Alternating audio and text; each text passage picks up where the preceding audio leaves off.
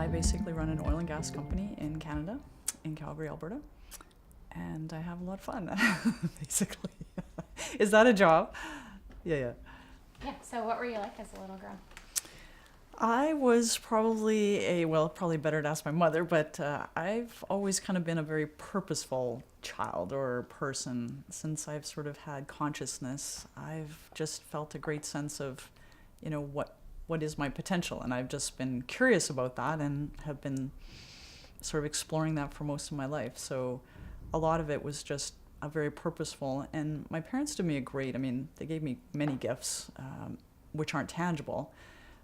I come from, a middle class that my parents said, you will get an education so that you can, have more options in your life.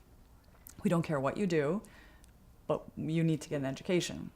But by the way, we don't have any money to do that, so you're going to have to figure that out on your own, which was really a tremendous gift because it just allowed you to be more resourceful and figure out how to do that. So I always knew that I wanted to do something like that. And I sort of figured the easiest way was to get scholarships and have somebody else to help you pay for school. So that just added to my kind of purposefulness, is that I was a good kid. I studied, I got good grades so that I could get scholarships so I could go to school. So my mother would probably say I was quite a boring child. But I come from a very loving home, so I had a really just easy childhood, right? And then you went to university, you studied chemical engineering, and then you ended up working kind of in gas and oil. Was that something you were like naturally drawn to, or because of engineering kind of led you that way, or how did that kind of come to be? I wanted to be an engineer, and so I went and I got my degree in engineering, and because I'm from Calgary, or I've spent most of my life in Calgary, that's the main industry that's there. So it was sort of a natural gravitation towards that. But I actually, as many of our lives, things happen in different ways. When I graduated, there were no jobs for engineers, like none. I still have many rejection letters from. And so I had a summer job at the Imperial Oil Lab because I would have done anything. I would have swept the floors. It didn't matter. And at the time, it was just lovely serendipitous that the guy that was running the lab at the time was going downtown to be head of the IT group.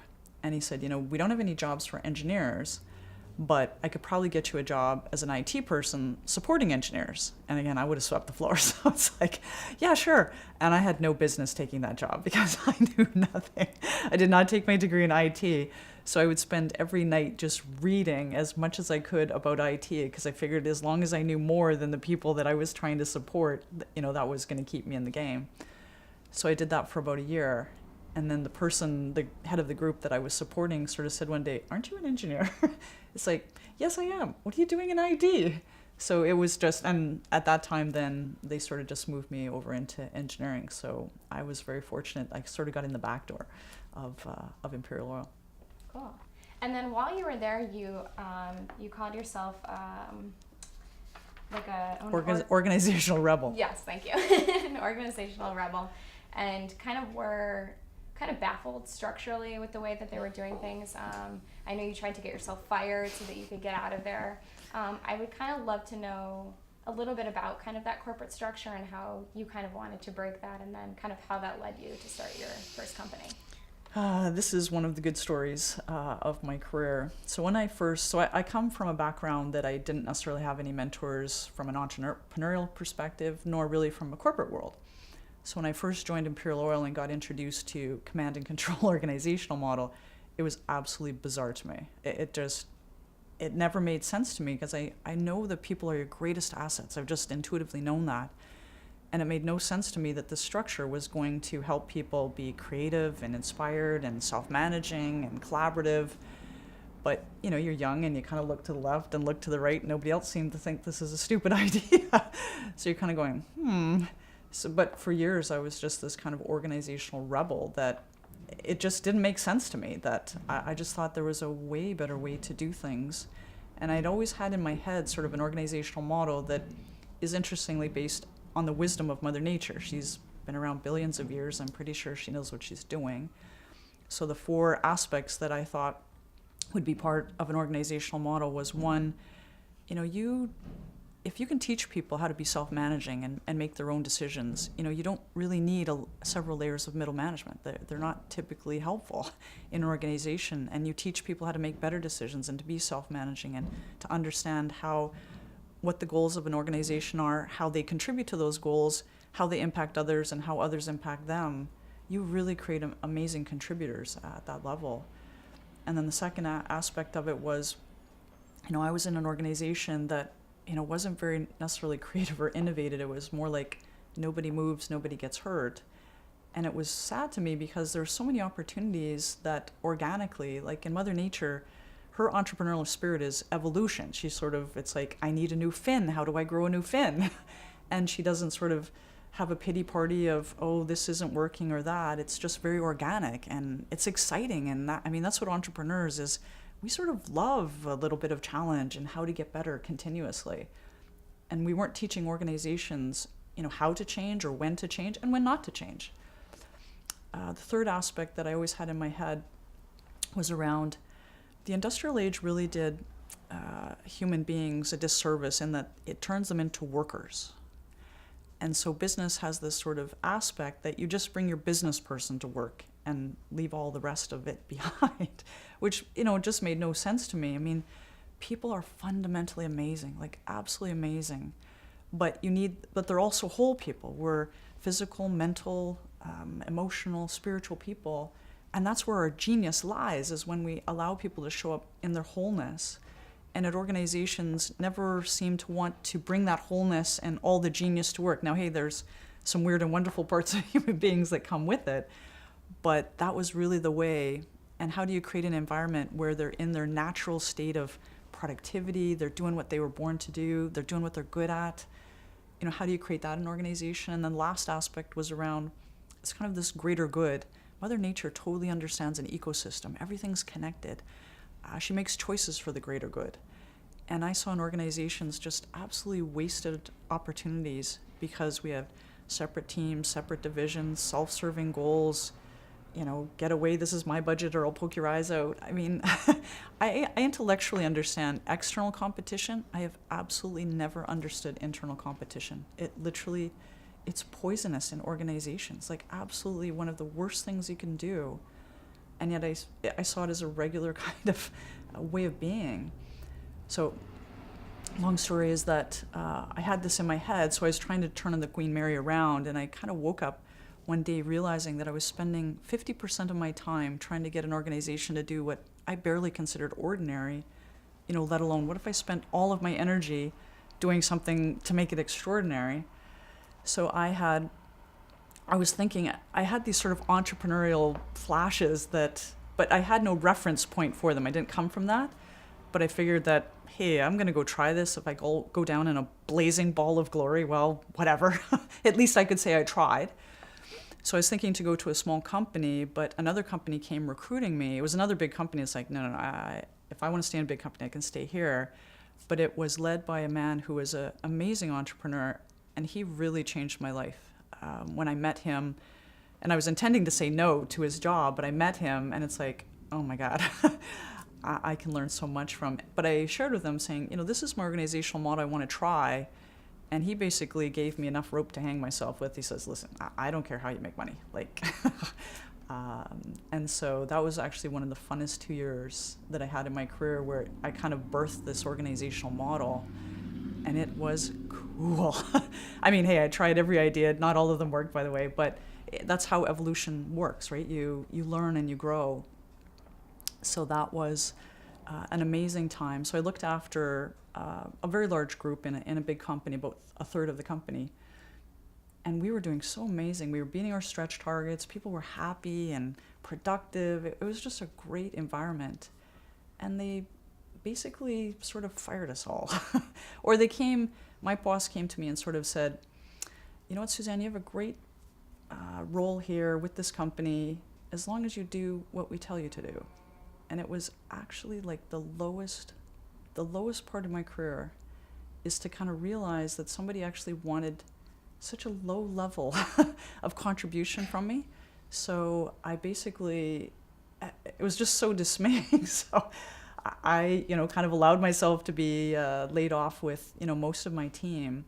And it was so frustrating to me because it's like, this isn't in the rule book. If you do good, you don't get laid off. That doesn't make sense to me. So I did not start my first company for an altruistic reason, unfortunately. I started it because I was just really frustrated that people did not see the potential that this had, that the potential that human beings and a group of people working together in this way, could shoot the lights out. And so I decided, going, you know what? Screw it. I guess I got to do it on my own. So I went home and I remortgaged my house and I busted open all my piggy banks and I started my first company. Oh, that's so cool.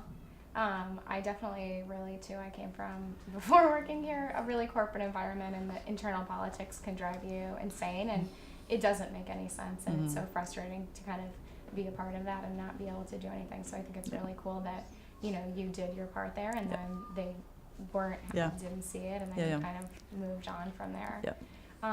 And then so you started that company, and then you've done more. Yes. Kind of, how does that work? Were you like bitten by the bug and wanted to keep building things, or kind of how does that come to be? Basically, once you start your first company, it is a one-way door, right? I'm doing what I was born to do. It's just when you're on point and you're in with the flow of life, oh my God, it's so amazing. So the first company, and you just learn something every company. I learned something through Touchstone. I learned something through Chariot, through Araga. Imagining my new one, I'm going to learn something at the end that I didn't know at the beginning. I mean, that's the fun part of life. And I love to build stuff. I love to build stuff from nothing, like just taking nothing that exists and turn it into something that has great value. That's just an enormous amount of fun. Making money along the way is just fun. It's not the reason. I love building stuff. I love building stuff that has meaning, that has value. The money is just like icing on the cake. And so you're working in oil for the last 15 years, right? And then, you go to Necker Island and you have this very transformational experience and kind of decide to refocus and rework kind of your purpose and kind of rediscover that. Can you take us through that experience?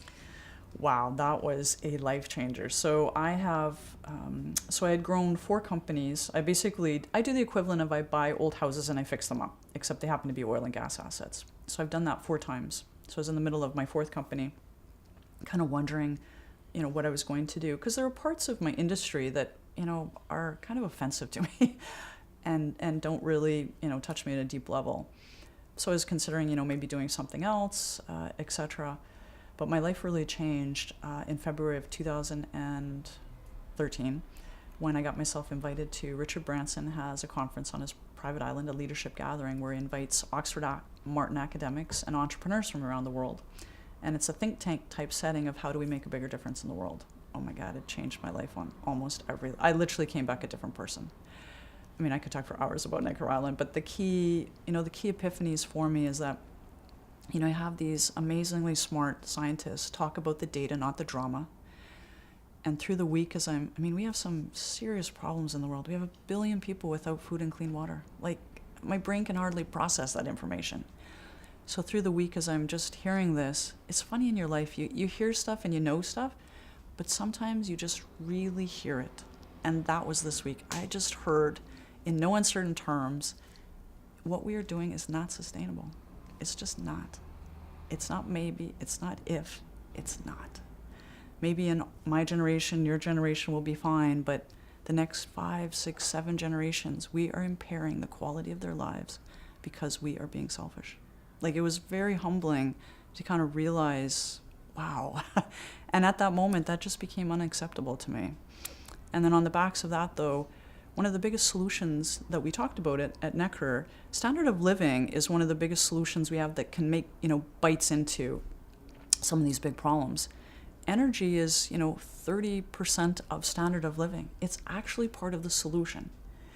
It's clearly part of the problem, too, in terms of pollution and waste. So I'm sitting there through the week kind of going, okay, it could be a force for good, not. How do I reconcile that? And also through the week, and I knew it before when I came, but it just became more poignant through the week. We have polarized society in so many unhealthy ways, whether it be race, religion, gender, politics, you name it. In my industry, you're kind of relegated to pick, you're either a crazy tree hugger or a greedy capitalist.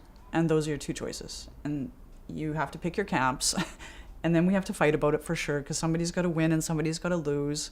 So we have so many issues around that. And as an entrepreneur that week, I'm sort of all of a sudden going, hang on. We are missing an enormous amount of opportunities, which is this beautiful space in between, which is and. How do we make the pie bigger for everybody? And so I sort of contemplated going, is there a rule book that says that we can't make amazing sustainable profits and not wreck the planet at the same time? Is there some rule book that I'm not aware of? And as I sat there going, no, I don't think so. I mean, maybe I'm wrong, but I don't think so. And I'm kind of going, well, why aren't we doing this? And the only two reasons that sort of occurred to me is either, we're too lazy to try, or we have no courage to try. And I decided that those are two things I could change. So the purpose of the conference is not just to, have an amazing experience. It's to get up. I mean, Richard is such an amazing person, and his whole purpose is for us to go back and make differences in our communities. So you have to get up at the end of the week and declare what you're going to go back to your community to do to make a difference.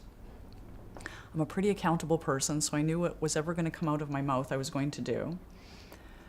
And I think we ask ourselves the wrong questions too many times when we are faced with, some big challenges or big decisions, is we ask ourselves, is what I'm going to do enough? Well, invariably that answer will likely be no. I mean, what am I going to do that's going to change 1 billion people not having food and clean water? And so then we abdicate any action and we do nothing.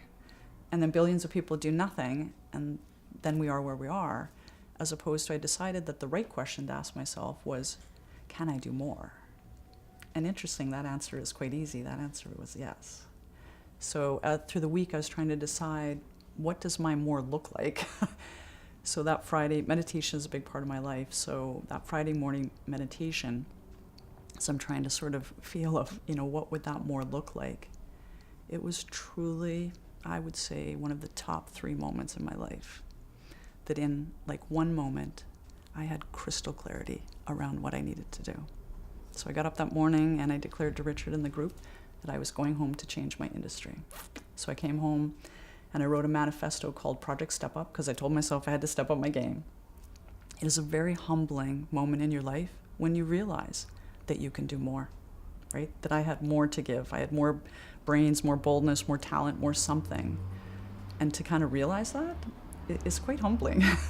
So I came home and I wrote Project Step Up, which is kind of a manifesto, conceptual document as to how do we create a new kind of energy company, oil and gas company that values planet, people, and profits, all 3, in the world of and. So I knew this was what I was going to do for the rest of my career, rest of my life, but I was still running Blackshire, my 4th company.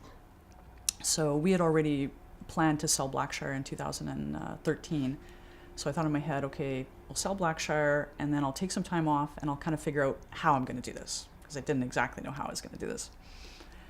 My life changed again in August of 2013. I spent 2.5 weeks in Ecuador living with indigenous people, learning how they live in harmony with Mother Nature, both with the Quechua in the Andes and with the Achuar in the Amazon rainforest. Oh my God, the indigenous people taught me so much. They taught me really what and means. They have this beautiful prophecy that's called the eagle and the condor. And it says, at the earth's greatest time of need, the eagle and the condor must fly together. And in their culture, the eagle represents the intellect and the mind of the West, and the condor represents the wisdom and the heart of the indigenous people. So even they understand that it's not about who's right and who's wrong, who's better, who's worse, but for both of our survival, we must fly together, right? And the jungle, oh my God, the jungle is amazing. It is absolutely full of life. There's not even really language to describe it. It is just so alive. Things are living, dying, moving, creating, and yet at the exact same time, it is dead, calm, peaceful.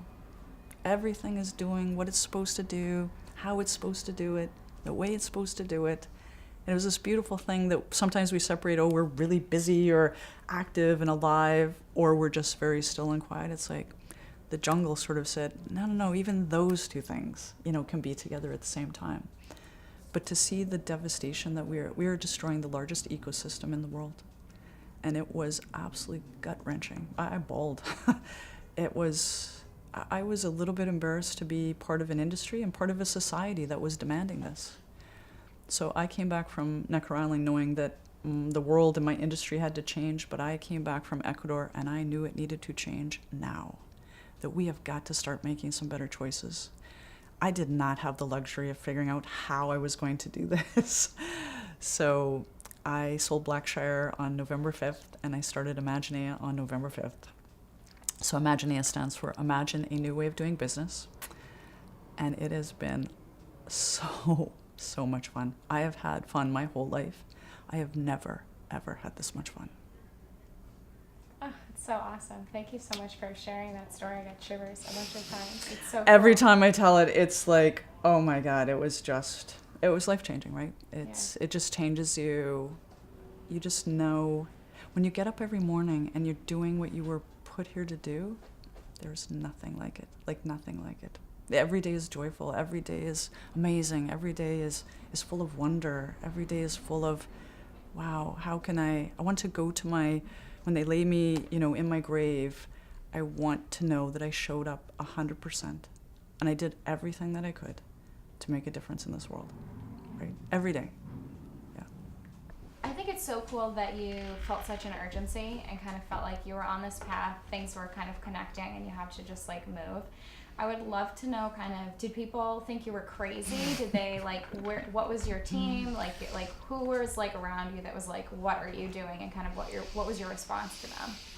I had the advantage that probably most people thought I was crazy before I went to Necker Island. So there probably wasn't a really big differentiation other than a little bit more crazy. I mean, I've always been, different in terms of either from my organizational model or how I just view the world as a general in my industry. I'm just a little bit considered odd.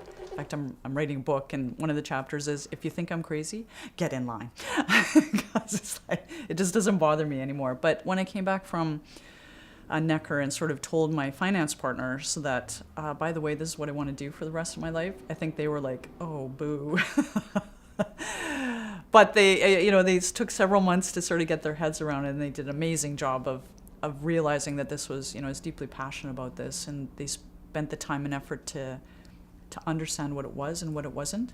My team, some of my team came with me to Imaginea, and some didn't. So to me, there was no, and I told them saying, I don't want you to just come with me because you think, we're going to make a bunch more money together or you feel obligated to me. I want you to come because you want to change the world with me. That's why I want you to come. And if you don't, I have no judgment for that whatsoever. So, and some just, didn't feel that same passion or that same urgency, so they didn't come. But there has been literally, we have so much interest in being part of Imaginea. We have a brand new team of mostly new people that are absolutely incredible, that are called, that find what we're doing is deeply meaningful for them too. And those are the people that we want. You want people to be like that. For the most part, the response has been incredible. There's been nobody that says it's a stupid idea. I mean, unless you're a sociopath or, nobody's going to say no. I mean, nobody gets up and says, I want to destroy the world. I mean, nobody does that. But most people have just been conditioned to sort of just believe this is the way it is. This is just how it has to be. And, oh, well. I've had people saying, it's just a dirty industry. That's just what it is. It's like, well, that's what it is if that's what we believe. That's just a very limiting belief. Most people, there's lots of people that don't think I can do it. But there hasn't been it's been an amazing lack of controversy. In fact, somebody asked me last month, they said, how is it that you really generated virtually no controversy around this? I said, because that's the magic of is that or polarizes, or creates positions, or creates a right and a wrong, or a better or worse. At Imaginea, I'm not saying I'm right and not everyone else is wrong. All I'm saying is that I believe deeply that there is a better way to do this, that is better for us, better for business, better for the world, better for people, and that I'm going to spend all my time and energy and effort in doing that. Like, how does that create controversy? And if you think it's crazy, that's okay, no judgment. That's the magic of and, is that we're living in this space where everything gets better. All the things that are going to make Project Step Up successful make business better. That is the magic of and. So once investors heard that, and lots of people, when they first hear about Imaginea, you get some eye rolls or some disconnects from that. But when you really hear what it's about, most people kind of going, wow, that... In fact, I had an investment banker who wouldn't necessarily agree with, or is the one that probably doesn't think I can do it. And we were having a conversation about a deal, not about Imaginea and saving the world. And he said, I have no idea how you're going to do what you say you're going to do, but I actually really hope that you're successful. Like, that was so cool. For somebody that, didn't feel passionate about it, still is sort of rooting for you in the background, that I really hope you're successful, because I think at some level, as much as the corporate world has tried to convince us that we're only motivated by money, that's not true. It's just not true.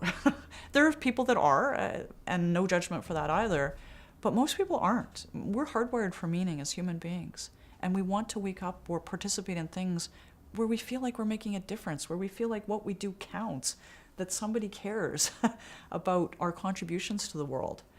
And so when people sort of hear that, wow, I can do what I'm really good at and talented at, and change the world at the same time, wow, that's really cool. Where do I sign up? So it's the response has actually been extraordinary. Yeah. That's amazing. I think one of the other amazing things is how much money you raised. Yes. $300 million is bonkers. That's yes. so crazy. And that's so impressive. And I've heard you say before that you're like a deal junkie, that you love being kind of in those moments and negotiating. I would love to hear more about that. So when I went to raise money it's one thing to be, passionate about an idea and willing to, put all of your money and energy into that. It's another one to get, many people to give you large sums of money to do that too. So when I went out and started to talk about Imaginate, because I talked to every U.S. private equity, everyone in Calgary. I talked to green funds. I talked to everybody. You have to. In the world of entrepreneurs, you can't be worried about what people think or, whether it's scary. Go and talk to everybody. And when you're sharing your passion, that's just fun. So when I first talked to them, one of the first responses was, well, how much is this going to cost, or how much is this going to impact my profits? Because that's sort of the headspace that unfortunately we've all been conditioned to be in. Once I languaged to them what and meant, that this was and honors profits too. This isn't about taking all of your profits and solving all the world's problems. That's not what this is about. This is about that you have to honor both. So you have to be more creative, you have to be more talented, you have to be more disciplined, you have to be more tenacious, you have to do more analysis, you have to be more collaborative, all the things that are required for and. But once I languaged that to them and helped them believe deeply that I was going to honor and, like, this isn't a bait and a switch, and that everything about Project Step Up and all these things that we were going to do was going to make business better, all of a sudden, everyone started to actually shift to the other side going, well, why wouldn't we do this? And then I had so many expressions of interest that I had to actually kind of pick which partner that I wanted to be with. Because I also went out, I know Imaginea is going to, and Project Step Up is going to change my industry. I know it in every cell of my body. And I knew it had to be bigger in order to have that impact. So that's when I went out to raise, set your sights high. It's like, if we're going to do this, we're going to do this in a bigger, better way. And everybody just came to the table in such a bigger way to just, they could see that vision, maybe not as much as I did, and it doesn't matter. They saw it enough to sort of saying, yeah, we want to be part of that. And it's an idea whose time has come because the world is changing. People's mindsets are changing. In the financial world, which has clearly been mostly focused on profits, that we are seeing investment change. We're seeing different generations where late 20s, early 30s with disposable income are investing in different things that have meaning. We're seeing on the flip side, families or institutions that have, a gazillion dollars aren't as much interested in another gazillion dollars as to what is the legacy that money's going to leave.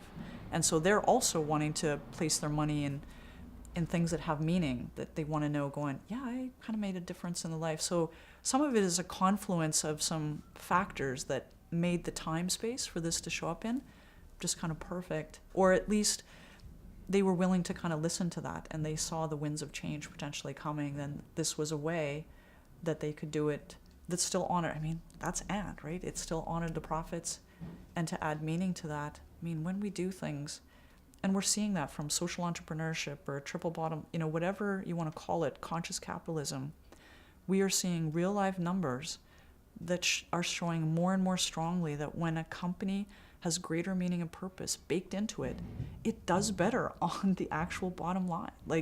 And many people don't necessarily understand why, and I'm not even sure it's relevant to totally explain it, but the data is showing that over and over again, that that's what's coming.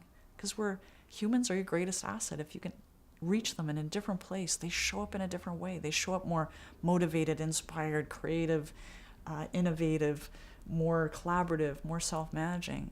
And that's when you shoot the lights out, right? Awesome.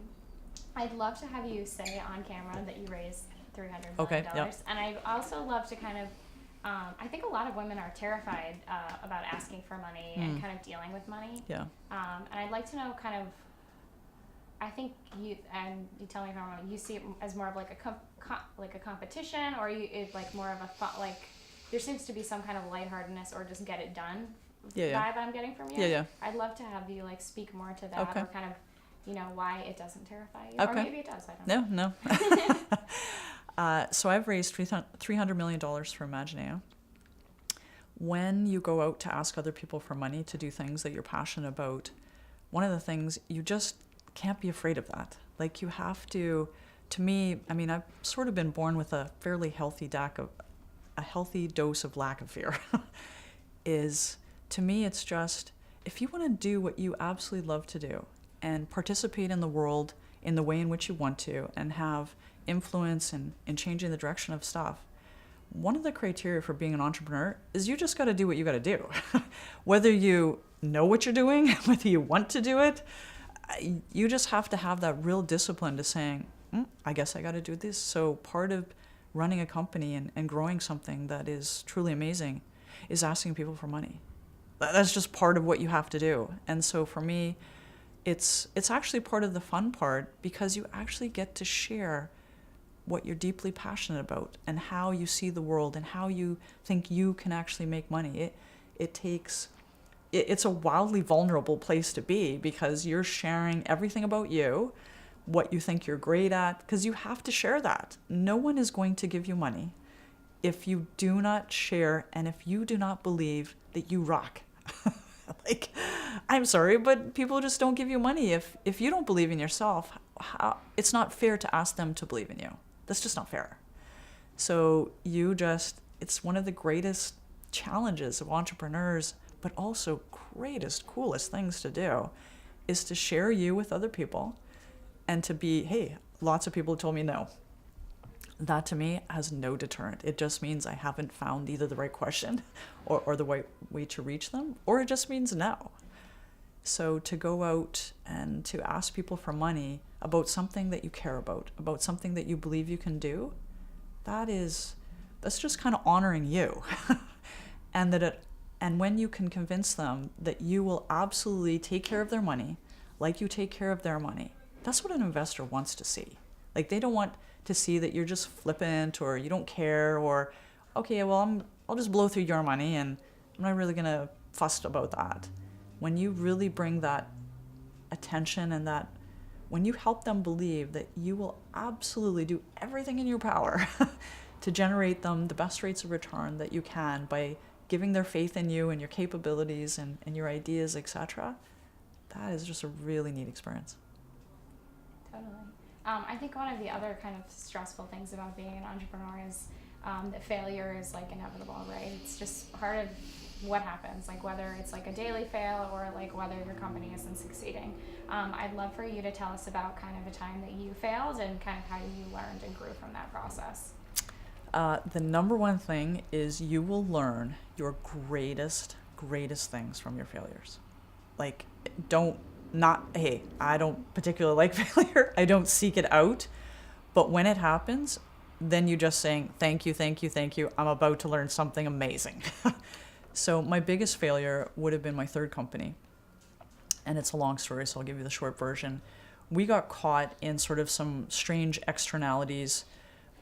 Most of our production went to a plant that was a subsidiary of a US group that went into bankruptcy. So they went into bankruptcy very suddenly, very unexpectedly, and took $11 million of my revenue with them. That was very painful. On top of that, so that was in 2008, and then basically gas prices started to fall. So all of a sudden cash flow started. Now that was still okay. We were well hedged. We would have survived those two things. But then in early 2009, after Lehman Brothers credit crisis, all the financial institutions thought that the world was ending. So they were, recalling loans, etc. That was starting to be very painful. But then the fourth blow was my private equity at the time also thought the world was ending and sort of abandoned you a little bit. Not totally, but at some level. So it was these different externalities that, one arrow, two arrows, you could have survived the two. It's like three, oh my God. And then the fourth one, wow, that's a lot. So, we came out of it, not a complete failure, but it was not a success like my other companies. But it's funny because other people, see the numbers, it's like, oh, what went wrong? It's like, you don't understand that when you're in challenges, you get to really, really find out what you're made of. When stuff is going good, you do not find that out. It is when you wake up in the morning and there are so many adversarial forces that are trying to sort of kill you. And you have to make a choice every day of whether you fold, cash in your chips, or whether you're saying, nope, I just got to find out a different answer. I have to find a different solution. I have to try something else. And then you put a smile on your face because the world is much better with a smile on your face, regardless of the circumstance, and go to work to inspire other people to continue to do meaningful work, etc. There is nothing like that experience in your life where you find out whether you fold or whether you get up every morning and put a smile on your face. And so at the end of Araga, very few people might agree with me, but it was a great experience from that. I knew it's like, oh my God, if I can survive that, I can survive anything. It just deepens your resolve around going, no, we have such a funny thing of, oh my God, that's terrible. It's like, you know what? Hey, I have a great life still. I live in a free country. I don't worry about people, bombing me every day, or I have food, I have shelter. I mean, really, let's get a grip. In the world of the finance, yeah, it wasn't a great success, but on a personal level, it was deeply meaningful. And to also the things that you learned, there is nothing better than a gift. When you're in great challenge and aren't successful where other people's expectations are that you are. I lost a lot of friends and a lot of colleagues that just thought I did a terrible job and didn't make them a ton of money like I had in my previous ventures. And that's hard when that happens. And yet at the same level, it's a beautiful gift because you're kind of going, oh, I actually thought you were my friend, but I guess you're not. That's actually a great gift to not continue to go on because they were my friend or my colleagues because they thought I was going to make them lots of money. That was the reason. That was the only reason. Because then they sort of abandon you when you didn't.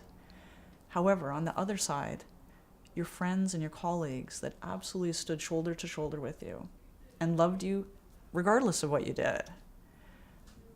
The depths of the gratitude that you feel for those people to do that, there's nothing better, right? Like that's just a gift that you get in those challenges, right? Is to find that. Mm-hmm.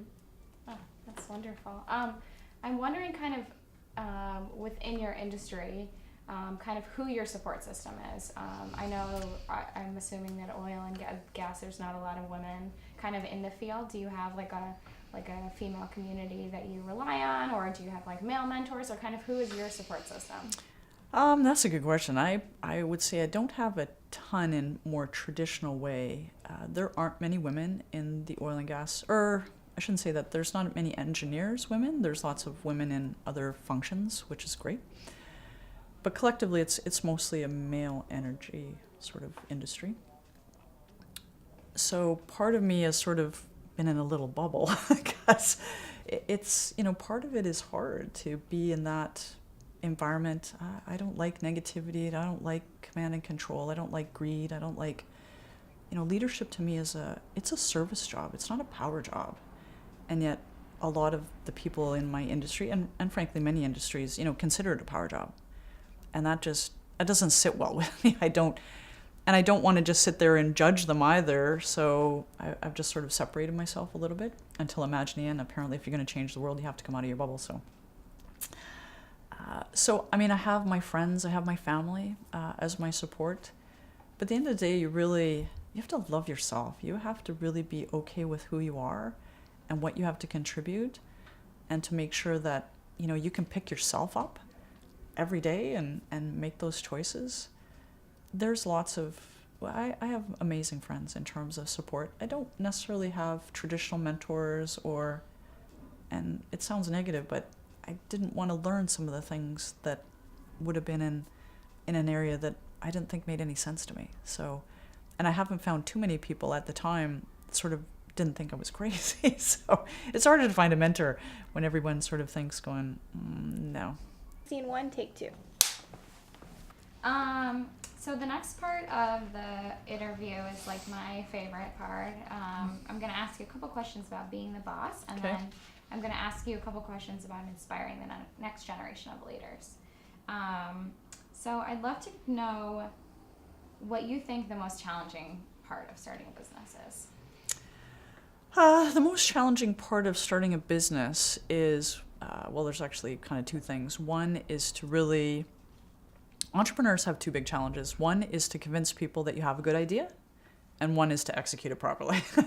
The first one is really where the challenge lies, is to get people excited. Unless you're, super wealthy and you can do everything on your own, life is about working together and helping each other. So you have to go get something from somebody else, whether that's money or services or something, people to come and work with you. And so you have to create that vision and that pathway forward that can get people excited about that.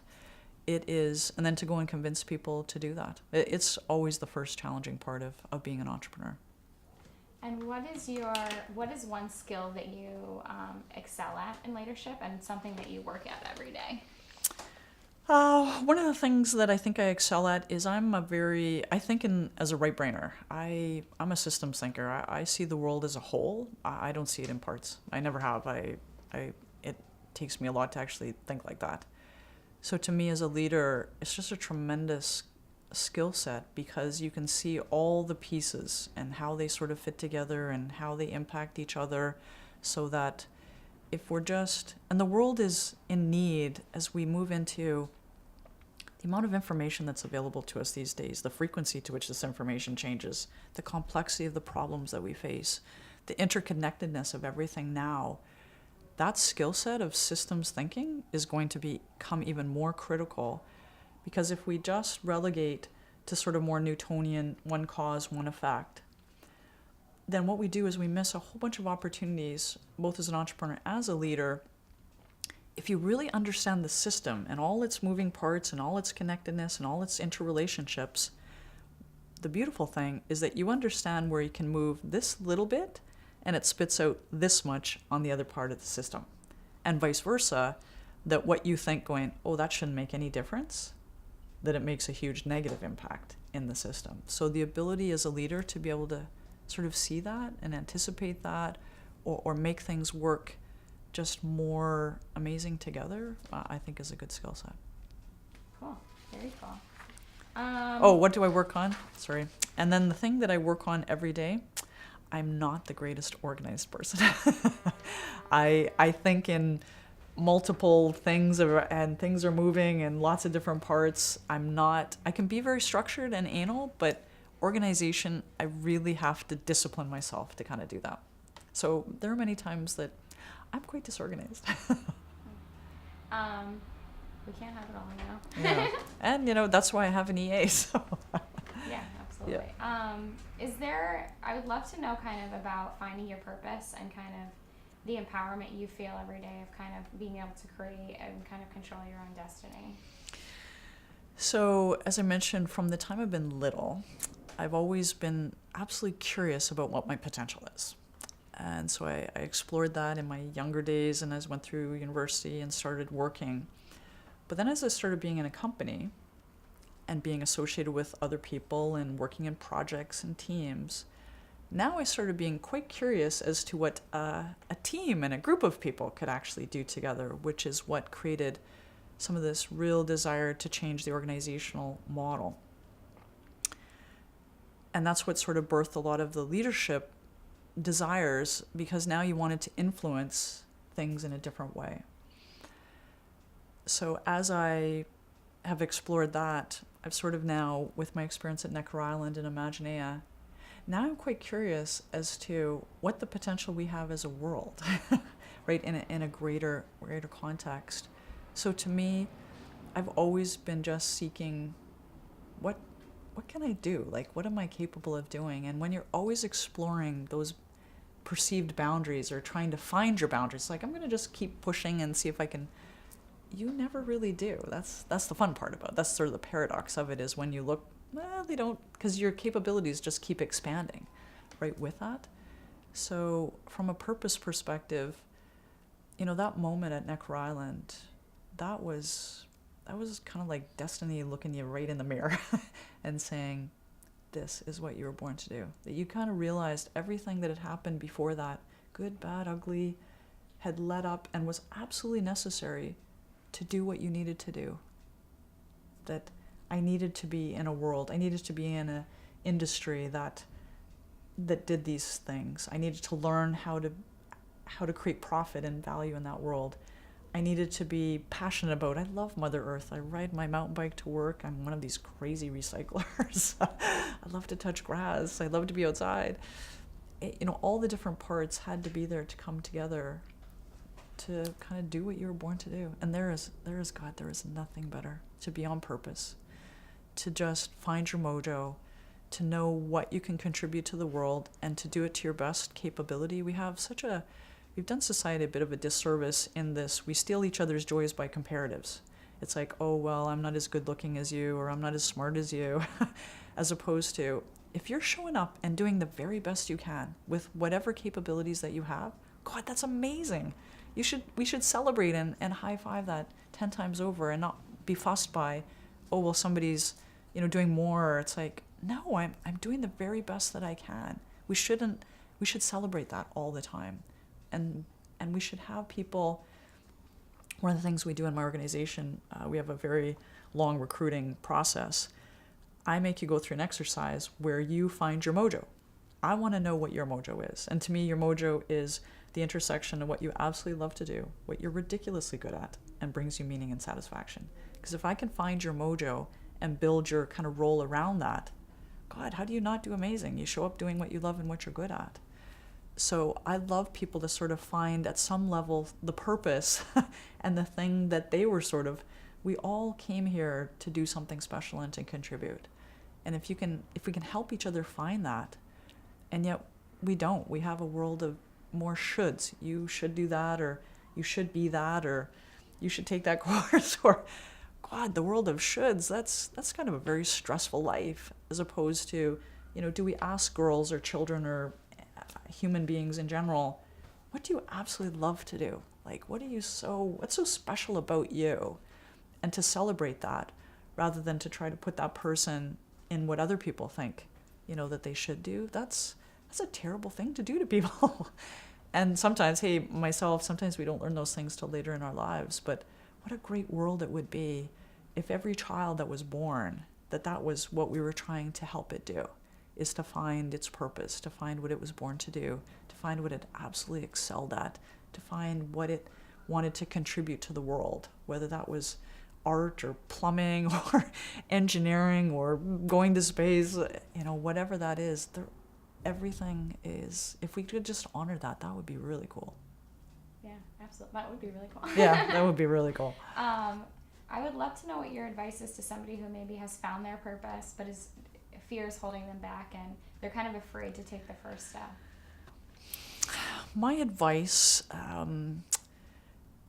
it's hard to tell people to not be afraid. It's one thing to sort of say, hey, I'm not afraid, why don't you just do that? That usually I've found doesn't really resonate with people. So what I've changed some of my tactics when people ask me that question, and I have two things that I tell people, is like, fear isn't real. It's just not real. The thing itself, it's just your relationship to a thing that's real. So if I use the example, if there was a spider here and you were afraid of it and I wasn't, the spider hasn't changed. It's the same thing. And it hasn't moved. It hasn't moved closer to you or closer to me.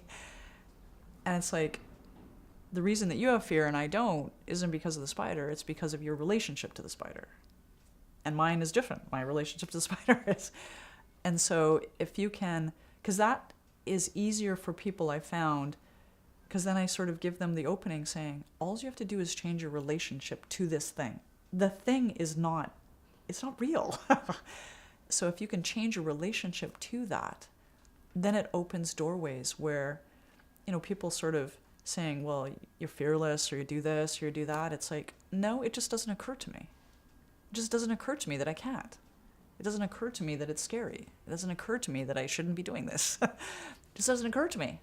It's my relationship to it that brings, quote, a courage, or some people could argue that I'm actually not courageous at all because I'm not afraid. Actually, being brave is usually probably in the face of courage. So that's the one thing that I tell them, is to saying, find out what is it about that thing and your relationship to it that brings you this sensation of fear. I mean, that's real. It's a sensation, but it's not real. And if you can change your relationship to that, then it potentially opens doors for that. And the other thing is, you have to, the way past fear for me is to just love yourself enough to honor that this is what you were supposed to be doing. Just go do it. Just go do it. Because if you don't, you literally aren't honoring yourself. You're not honoring the gift that you've been giving. You're not honoring the fact that we were all put here to make contributions. So if you're being fearful and not doing it, you're actually robbing all these people that are going to be affected by you and your contributions and all the amazing gifts that you have to give. And you're sort of robbing them of those contributions because you're being fearful. That's honor yourself and what you have, because sometimes that's motivation for people, because sometimes they won't necessarily do it for themselves, but they will do it for other people. And it's like, just think of all the amazing people that are going to be out there that's saying, oh, thank God she showed up. Thank God she did that. To do that and to just use that to find that place of motivation for you to sort of saying, and really, unless you're doing something completely stupid, it's nothing. You won't die. You won't, what's the worst? I tell people to psychologically go through fear, then saying, literally, what's the worst thing that can happen? Literally. When I first started my company, I might have had a nanosecond. What's the worst thing that can happen? I don't know. I lose all my money. I have to go back and live with my parents. I don't know. I don't die. I don't. I still have me. I still have capabilities. Fear is a terrible thing. It just absolutely preys on you and makes up all things that aren't necessarily true. It's like, it's not going to be that bad. Because we stop ourselves from doing so many amazing things because we're afraid. And there's so much out there. Just do it, right? Just do it. Oh, that's such a great answer. I feel like I'm going to go home and think about fear as a philosophy, and then be up all night thinking about that. I would love to know a little bit more about kind of your meditation and kind of the spiritual side of success. And, do you visualize it? Do you do dream boards? Do you consider yourself a dreamer? Kind of how does that fit into your life? When I turned 40, I basically had some amazing life experiences that really opened my life to really a whole new world. I actually it's actually one of the things that I'm writing my book of what I missed as a type A, is that I was introduced to sort of the world of the real quantum physics. That, hey, I'm an engineer, I'm a scientist, I'm a well-educated person, and I was like, how did I miss this? Is this world that most of the world is unseen. It's actually not seen. It's not empirical. I mean, quantum physics teaches us that.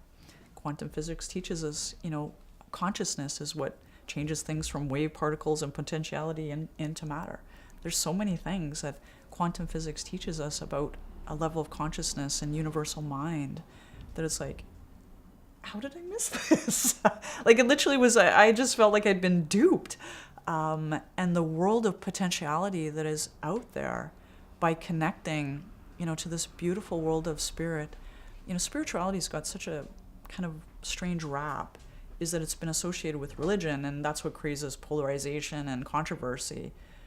But as I went through this experience when I was around 40, I just had this sort of awakening that, spirituality is really just an awareness of all the beauty, that we're all energy, that there's energy all around us, and to be in awe and wonder of it all, that we're all connected, that we have this deep source of that is for everybody, and it's full of joy and peace and wonder. And I mean, that's the level, and you can call it all sorts of different things, and that's not important. They're just labels.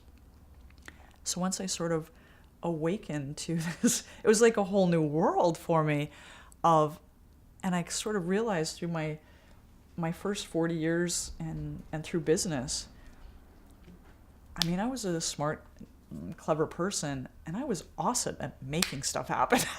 I got really good at doing that. And I had missed all of this beautiful world around allowing things to happen and to tapping into a greater consciousness, tapping into a greater source of just so much more. And I sort of look back going, literally, I was in a box about this big of what I was thinking the world was. And then to just turn into a world full of, because I'm all about finding my potential. So this was like, I had just found Mecca of a whole universe full of potential. And in terms of manifestation, in terms of that our thoughts create our reality, in terms of our connectedness to each other and to source, it was absolutely the most amazing revelation to me. And then it took me a few years to try to figure out how to bring that into the business world in a way that it could be heard, not create more problems, not to create more polarization.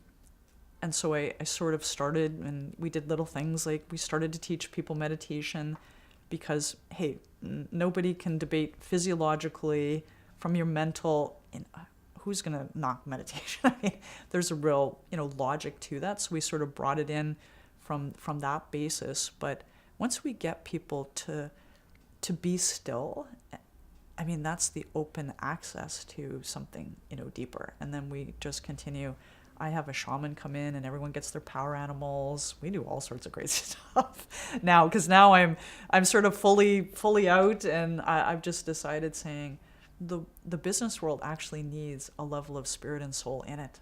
It's a great, huge advantage in business to bring your spirit and your soul to business and to have it accepted and being allowed to be there in love and harmony and etc. And so many people I've been shocked of, because when I talk about it now, this is just normal for me.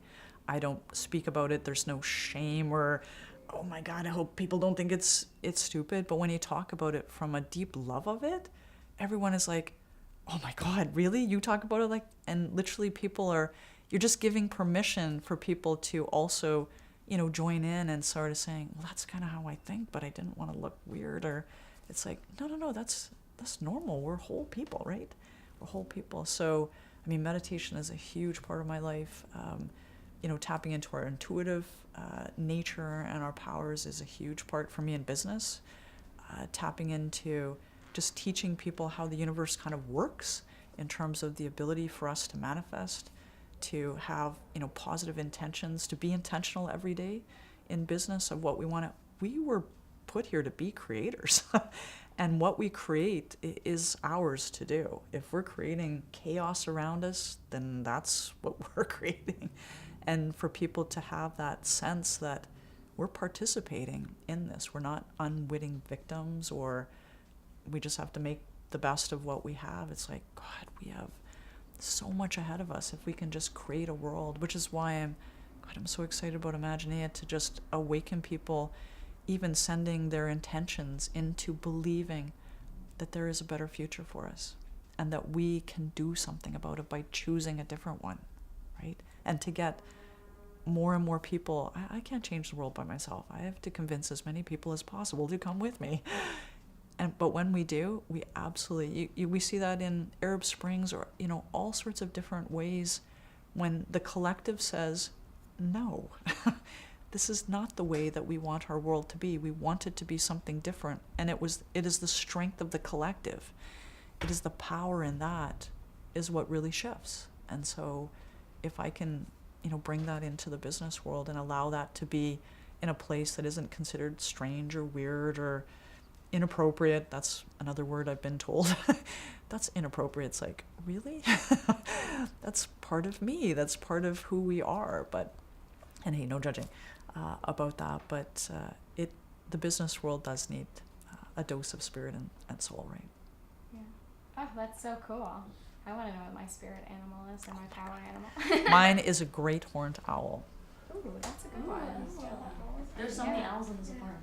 Yeah. Okay, there you go. They're speaking to Yeah, you. actually, it's amazing. I've had, how many people have I had now? She done almost probably 40 people in my last 3 companies. And everybody, regardless of your belief system or your background, or everyone has an amazing experience. Because it's like this gift, right? We all came to this world, and we all have this animal medicine that is with us as our guide, etc. And we take on characteristics of that animal. So when your shaman gives it to you, then she describes it, and literally you're going, oh my God, she just described me. And you're a total stranger to her. So it has to come from, a very special place. Yeah. Oh, that's awesome. I'd also like to talk to you a little bit. I know we're kind of emailing back and forth kind of about, the mission of our film, and kind of talking about women leaders. And, we totally believe that men and women, Yep. Women can be great leaders, they can be not so great leaders. Our mission is to just show more of them, because we don't feel like we're seeing them. Yeah. Is that something that you're kind of conscientious of, kind of within the media, or something that that you recognize as, not seeing a lot of versions of yourself? Or is that something that you kind of ignore, or how do you kind of reflect that? When I look at, I have a slightly different take, because I'm, even more so today, I'm trying to always be in the space of not creating polarization and or solutions. And gender's one of them. So men and women, we're different. We're not better or worse, we're just different. But I sort of view it not necessarily from that, but we all have male and female energy. I just happen to be a female in this life, but I have both. I can play with the boys, and because male energy is wonderful. It is a very action-oriented, it's very strong, powerful. It's necessary, it's appropriate in certain ways. We all have it. We should all have that to use. We also have this lovely, female energy, which is nurturing and collaborative and creative and innovative and intuitive. Wonderful, beautiful space that we need to develop and have, because we all need to have balance. Where we see people that have challenges is when there's imbalance. Because I actually have had a great advantage to be a woman leader, because I have, for whatever reason, been allowed to have both. That people just allow me to have both because I happen to be a woman leader. And it's like, oh, she's just a girl. Because I love hugging people. I think that's a great way to connect with people. A man couldn't do that. Let's be honest. He probably couldn't do that. I have that advantage. I feel sorry for I know lots of fabulous male leaders that have caring, nurturing sides, collaborative, and yet in certain environments, if they brought those skills out, they'd be viewed as weak or inappropriate. I feel sorry, because that's actually part of what would make them an even better leader. And same thing on the flip side, I've seen women that have sort of disconnected from some of their female energy and have tried to emulate what a man is doing. And frankly, she's not that good at it because she's not a guy. And that's an imbalance. And then we have, women leaders that aren't necessarily good role models as women leaders, or they're viewed under different monikers, which we won't say. So to me, it isn't necessarily about, a male or a female in a physical entity, but it's really the balance that we bring. Because the world is absolutely in need of women leaders, or like that bitter balance of the world has done itself. We need to be done with the power and the domination and the I'm better and crushing. We need to be together. We need to find collaborative solutions. We need to care more deeply about each other. If we really cared about each other, would we have 1 billion people without food and clean water? Maybe we would, but I'd love to have the chance to say if we cared more about each other, to be more intuitive. The business world, for many years, I was kind of an intuitive in secret because it was felt to be like, well, you can't trust that, and you can't put that in a formula, and yet, wow, that's one of the greatest gifts of being a human being is having an intuitive side. How does it not have a place in the business world? It's wildly appropriate to do that. And how do we, and women just have a more natural, again, we're not better or worse, but we just have more natural tendencies to be more collaborative and more intuitive and more integrated and think as a system, that we can help, exemplify that.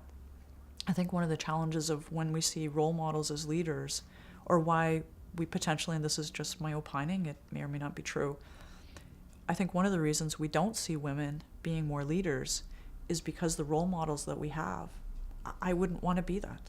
Like, I would be fair. I would just saying, I don't want to be that kind of a leader where it's, all about power and control and domination. And I don't want to, if that's what I have to be, I don't want to be that.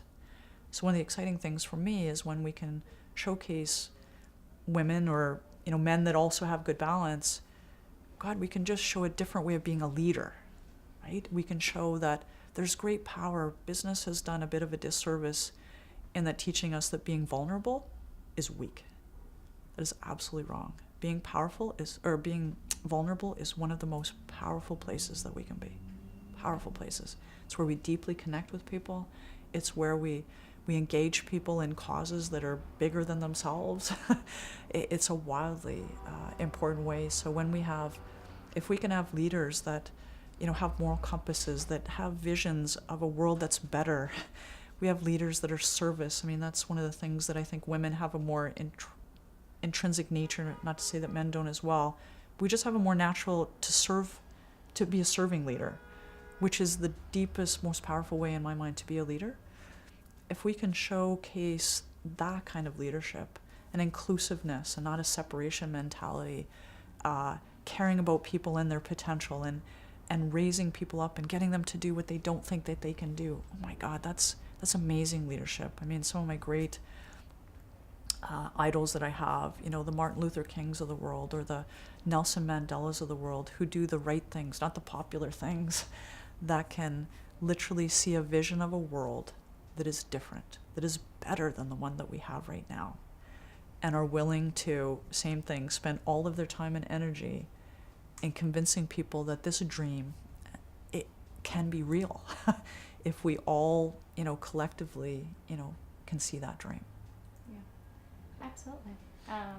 I'd also like to know, being in such a male-dominated industry, we've heard this from, tons and tons of entrepreneurs that we've talked to that, either they have hit a glass ceiling at some point, or even while they're the boss, they haven't been taken as seriously, or someone maybe has looked over them for whatever reason. Do you have any experience with that, or anything you'd like to share about? I've actually been very fortunate. I know that it does happen. I've seen it in other places. Either I'm completely delusional and I've completely missed it, which might be true. I really haven't experienced hardly any discrimination. I haven't experienced anything where I haven't been able to do what I thought I could do, or people. Now, there's lots of people that have thought I'm crazy. Even my poor mother, when I started my first company, was like, "What? What are you doing? You're remortgaging your house? You're doing what?" wildly supportive, but thought I was probably a little bit crazy. But I haven't really experienced, that negative aspect, other than kind of that low part of when they, didn't want me to be me and contribute all that I want or that I wanted to do. But in the world of, I had at university some professors that didn't necessarily think girls should be in engineering, but I don't quite know all the right ways of why this happened, but I've always just, it hasn't occurred to me that I can't do stuff. It just hasn't occurred to me. So I'm not quite sure how that always happened, but I've had it for so long, it's just kind of normal to me. And to me, we've also done people a little bit in the corporate world of a bit of disservice because we have hierarchy, because we've sort of told people if you want to be more validated or add more contribution, you have to, climb this ladder. And so people, and I've seen it, unfortunately, where people have sort of said, well, if I got to this job or if I had this role or sticker on my forehead, that's when I could really make a difference. My God, you can be a leader, any role that you have. Even if you're in the community, if you're a mom, if you're a daughter, wherever you're in Africa with no food, you can have influence in whatever role, whatever community, whatever station in life that you have.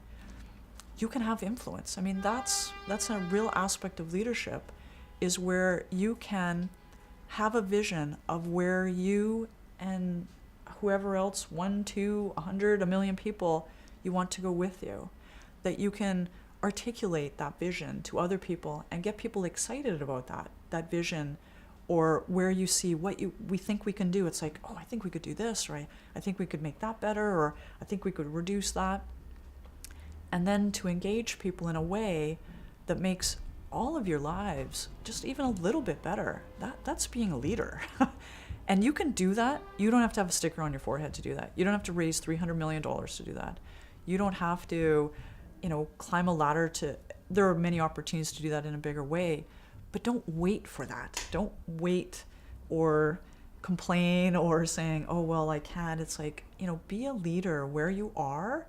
The paradox is if you're the most likely to be tapped on the shoulder to go up, rather than, fighting your way up, is to just really be a leader wherever you are, and you will likely get the tap. Just because people around you will see that. People see natural leaders, and then what they want is they want you to do it in a bigger, more influential way. So they'll give you more opportunities to do that because they see how amazing that you are in whatever arena that you're in. So if we could just get people to believe that leadership isn't just a job or a role, it's a way of being in your life. Can that translate into a job and a role, an entrepreneur, to be a president? Absolutely. But that's not necessarily for everybody. Do what you love. Be you. That's your strongest place to be, no matter what. And to be a leader in whatever arena you are, if you're a really good one, you will continue to increase that influence. I guarantee it almost. Yeah. All right, roll scene 1, take 3. All right. So my last question, I know you don't like polarization. I kind of feel like I know the answer to this already, but I do want to ask about feminism and the word feminist and kind of how you feel about it and if you identify or if not, or... I don't really necessarily think of myself as a feminist. I don't necessarily know why either. I'm not opposed to it, but I think of the world more in terms of it's important to have balance of, men and women are just different. They're not better or worse. We need both. We also both have male and female energy. You need both within yourself.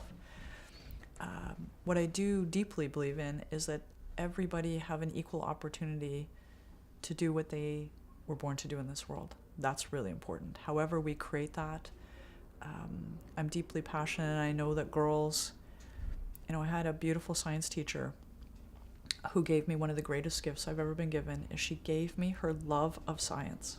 Like, she just loved it. And she just gave that to me as a gift.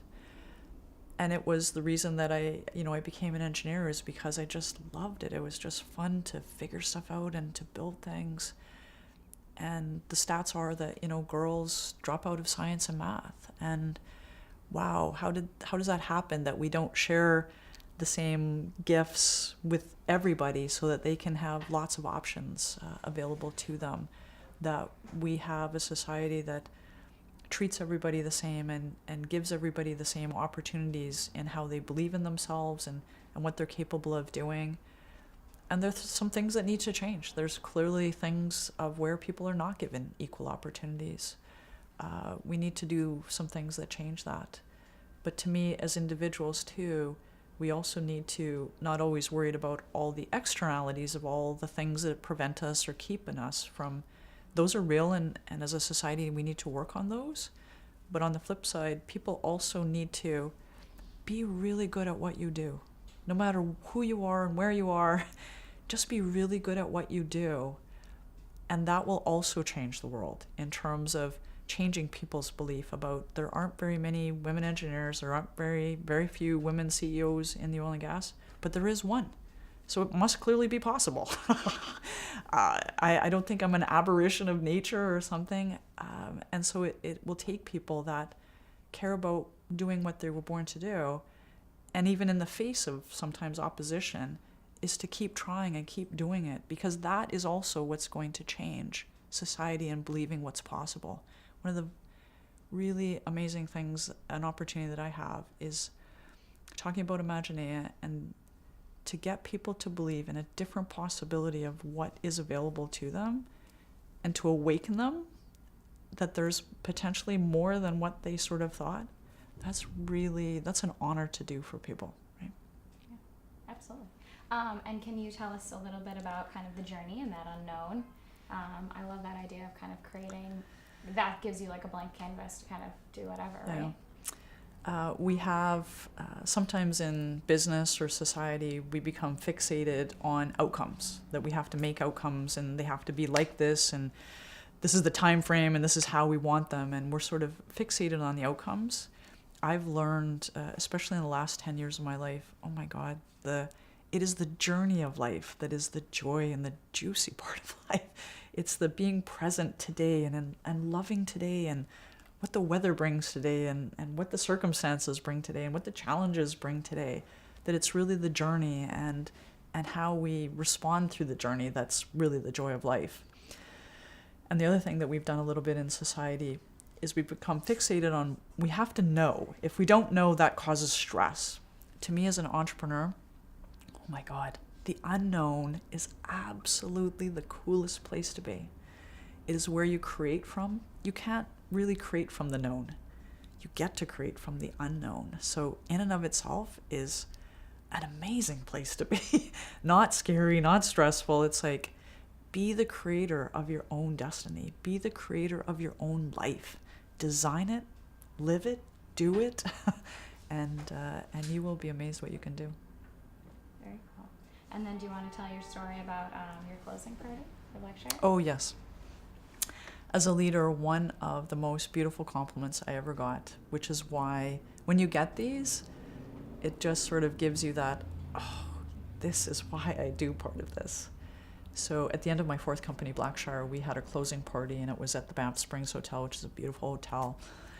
And we invited all the field staff because they were part of our team. And I had one of our operators, and he's a very beautiful, big-hearted, large man, very tall. He's probably like 3 of me. And we were sitting beside each other having dinner. And he, in sort of a serious tone, he said, "You know, Suzanne, I have to tell you," he said, "because of my experience at Blackshire, I want you to know that I am not just a better operator, but I am a better man." And it's like, and I started crying because that's what I do. And it was just, for him to share that with me and to just, it was just touched me at a really deep, heartfelt level, that to just be so honored that you had made a difference in this person's life.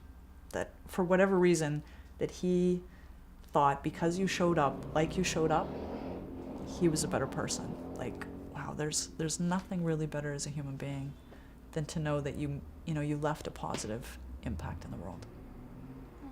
That's such a lovely place to end. Ladies, do you have any final thoughts or questions for Suzanne? I know we heard we got to hear the full story, but any other final tidbits or anything? I have 2 questions. The first is what is your new company doing? How is it changing the way oil and whatever works?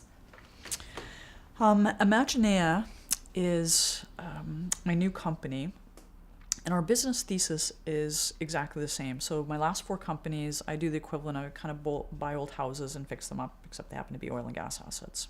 So the business thesis, we acquire and develop assets, is pretty much exactly the same. The difference in Imaginea is the mindset and the mandate of how we do things is going to be under this concept of Project Step Up, is that when we look at all of our decisions, how we do things, how we drill wells, like we're still going to drill wells, we're still going to put in pipelines, we're still going to do the same things, but how we do it, we're going to be mindful and conscious that every decision we look at, we're going to be saying, okay, does that honor profits? And does that honor, the environment and sustainability?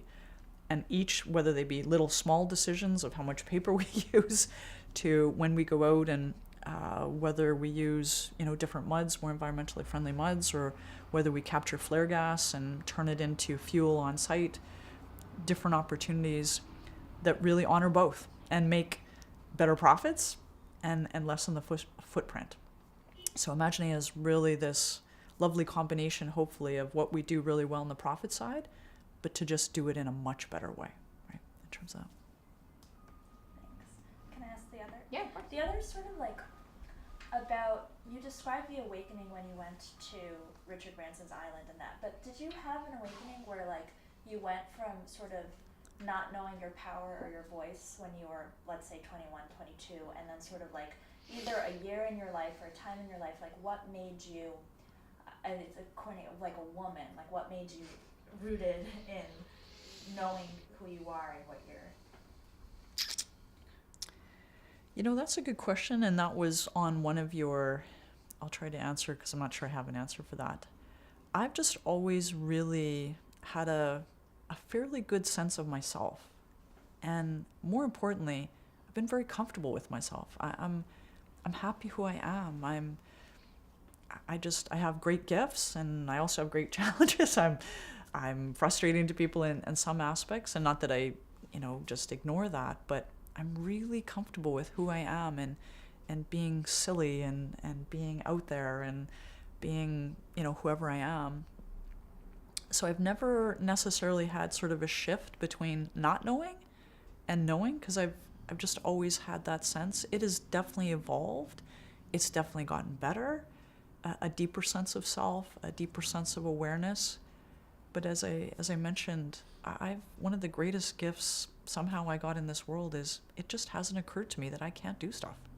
And it hasn't occurred to me that I've been a woman or not a woman or young or old. All of that just doesn't sort of seem, I don't process that as I'm sort of thinking about how I want to do things in the world. Like sometimes I have to think about, like when I was at Imperial or some of the bigger companies, you'd all of a sudden going, oh yeah, I'm the only woman in here. Like it just sort of you didn't have that awareness of that separation, that you just sort of always defined yourself by that. I'm just kind of me. That's just how I kind of think of myself. I think one of the questions originally that I had given you was kind of if you could go back and give your 22-year-old self advice, yeah. What would it be? Did you have any anxiety of kind of figuring out or being nervous after graduation, or did you always kind of think, something will come? I had a level of, when I finished university, because I put myself through university on scholarships, that's the only way I went through. So when I ended school, I had no money, like literally no money. So I knew just functionally I had to get a job, and I would have worked at McDonald's, I would have swept the floors. I just knew I needed to, that was just the functional part of life. So I just knew I needed to. Did it ever occur to me that wouldn't happen? I don't remember that if I did. It just seemed, I'm just kind of a purposeful person. It just sort of occurs to me that, no, you just have to do that, or no, that's just going to happen, and then it just does. Sort of by intention. So in the world of, did I have any, and then I've had a great gift in that it occurred to me that as a woman, that was actually a great advantage. Like, it's funny because, and I don't want to diminish the women that have had real challenges and really faced terrible discrimination and glass ceilings. I know, I've seen it. I have friends so I know that's real. I've never experienced that. In fact, my experience has been, it occurred to me that it was actually an advantage, that I could do things. I could be more myself. I could bring both, male and female energy to being a leader. It was a great advantage in my mind, that I love to care about people. I love to serve as a leader. I kind of figured going, that's really good, I'm a woman actually. So to me it's occurred to me a little bit in my life, and I've been very blessed by that, but I know that the other absolutely happens, and we need to do some things that change that too. 1, 2.